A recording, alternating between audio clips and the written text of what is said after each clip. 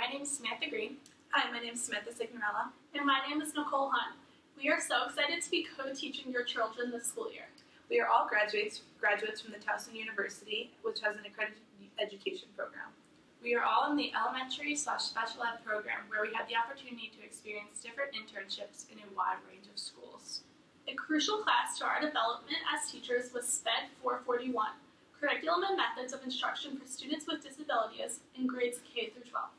Some important topics that we studied in this course was the development of an individualized education program, differentiating a lesson plan to meet all students' needs, and different learning strategies to incorporate into the classroom. In this class, we were given a case study on how to write up an IEP with the information that was given. We learned about different sections of an IEP, such as creating goals, accommodations and supports that will be given to the student, and strengths and needs of the student. An important part is family-teacher communication. This includes meetings, open conversation, and ensuring students confidentiality. All written information in the IEP is subject to the Family Educational Rights and Privacy Act, also known as FERPA. This gives the family the right to review all records kept on their child and to challenge any information in the records that they do not believe is in their child's best interest. Your students' confidentiality is important to us, as well as the multiple other professionals that will be working on the IEP team. These professionals would include special educators, general educators, paraprofessionals, therapists, parents, counselors, adapted physical education specialists, nurses, and others depending on the needs of a student. Everything that is incorporated into an IEP is in the best interest for your child, to ensure that they are given equal opportunities at a fair education. While in the elementary special education program, we learned how to differentiate our lessons to meet every student's needs. We have learned that all students have different ways that they learn, and we want the students to reach their highest potential. Differentiation allows for us to have an inclusive classroom environment. This would include tailoring our instruction to meet individual needs of all of our students. A quick example of differentiation that we could use in our classroom would be giving a student guided notes before or during our lesson. This would allow them to look over the notes before or follow along during the instruction. This would give the student the opportunity to have background information on what we will be learning and allow them to prepare. Our classroom would be shaped around Universal Design for Learning, or UDL, which means that our physical, social, and learning environments are accessible to students with a range of abilities and allows for flexible participation in the general classroom. A few examples of this would be manipulatives, visual aids, charts, outlines, or assistive technology. Here are a few examples of manipulatives that can be used in math. Here are some examples of visual aids that can be used for multiple subjects. Here are a couple examples of assistive technology that can be used in our classroom.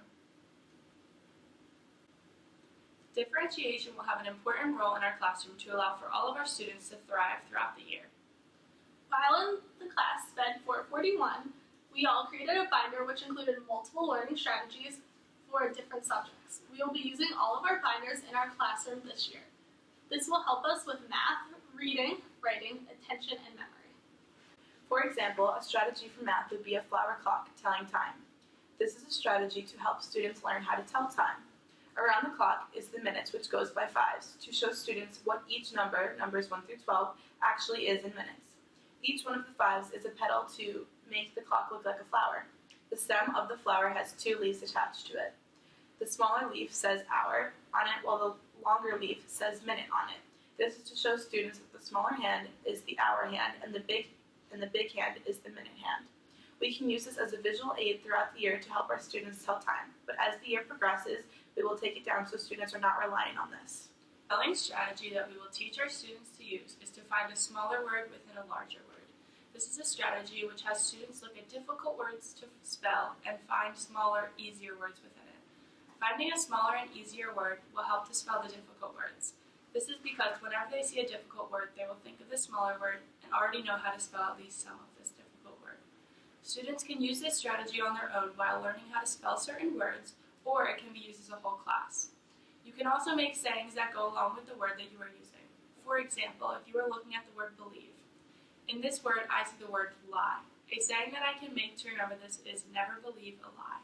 This spelling strategy can be beneficial to all students, but specifically beneficial to students with dyslexia. Students with dyslexia may have trouble spelling larger words and may mix up some of the letters. By using this strategy, it will reduce their struggles by allowing them to only have to remember how to spell the smaller words. Each part to classroom management would be keeping the students' attention on the lesson being taught. A strategy we will be using in our classroom for this would be flexible seating. Using yoga balls and bouncy bands will permit students to bouncelessly work to help the students who need the kinesthetic movement to pay attention and stay on task. We also want our students to get up and out of their desks and move around. We will have students up and moving by using our carpet area in the classroom to allow flexible seating. This is specifically beneficial for students with attention deficit hyperactivity disorder, or ADHD, by having students strategically placed in the classroom in order to keep their focus on the lesson at hand. Students with ADHD struggle with keeping their attention focused on something for longer periods of time, as well as the need to be constantly moving. While using this strategy, it allows for students to be moving while also focusing on the task at hand. We hope you all can see how well Towson University has prepared us to teach your children this upcoming year. Do not hesitate to reach out to us if you have any questions, or you can visit the website provided to you on the screen, Learning Links.